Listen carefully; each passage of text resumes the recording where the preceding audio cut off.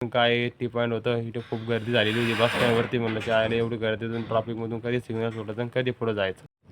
नमस्कार मित्रांनो, तुमचे स्वागत आहे आपल्या आजच्या या नवीन ब्लॉगमध्ये. तर आज जायचं होतं आपल्याला संभाजीनगरला, थोडं काम निघलं होतं ऑफिसला. तर आलो होतो आता मी आळंद फाट्यावरती, येणार होता मित्र. तेवढ्यात तो पण आला आणि आम्ही निघालो आळंदच्या रस्त्याने संभाजीनगरला जायला. आता निघालो रस्त्याने, तर वातावरण एकदम शांत होतं आणि रस्त्यानं पण कोणी जास्त गर्दी नव्हती. हे पहा तुम्ही वातावरण किती एकदम एकदम व्हेरी म्हणजे खूप छान वातावरण तयार झालं होतं. त्याने आपल्याला गाडीत घेऊन पेट्रोल टाकून, त्याला म्हणलं बरं ठीक आहे, घे पेट्रोल टाकून एकदा गाडीमध्ये. इथं आलो, तिथं गर्दी होती. त्याला म्हणलं तू टाक पेट्रोल, मी थांबतो थोडं बाजूला. तर मी उतरलो खाली आणि थांबलो बाजूला. त्याला म्हणलं तिथं अजून तर गर्दी वाढतच चालली आणि पेट्रोल पंपाचा काहीतरी विषय झाला होता. तिला म्हणलं बरं ठीक आहे, थांबतो मी आता बाजूलाच.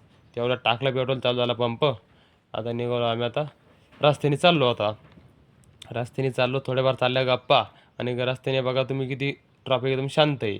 आता आलो होतो आम्ही फुलंब्रीला. आता ही फुलंब्री सिटी आहे, तालुका आहे. आता इथे यायला म्हणलं एवढी मोठी सिटी असून इथे पण गर्दी नाही. ते म्हणे यार इथं पेरण्याचा टाईम म्हणे, लोक काही जास्त बाहेर आलेले नाही. मी म्हणलं ते बी ठीक आहे, बरोबर तो म्हणणं बी.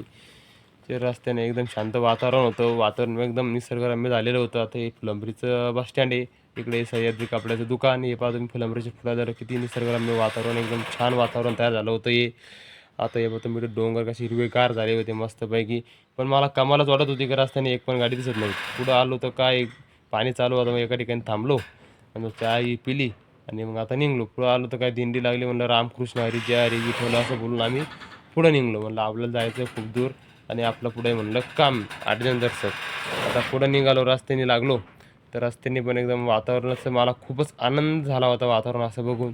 आता हे चौक्याचं मंदिर म्हसोबाचं, तिथं दर्शन घेतलं, दूरदर्शन घेतलं आणि निघालो आम्ही पुढे. पुढं निघतो तर काय समृद्धी हायवे होता इथं.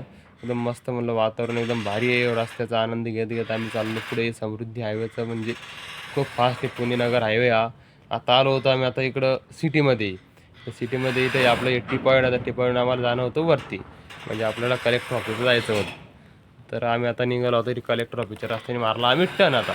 आता निघालो इकडं. आता आम्ही इकडे पण काय टी पॉईंट होतं, इथे खूप गर्दी झालेली होती बस स्टँडवरती. म्हणलं की आयला एवढी गर्दीतून ट्रॉफिकमधून कधी सिग्नल सोडायचं आणि कधी पुढं जायचं.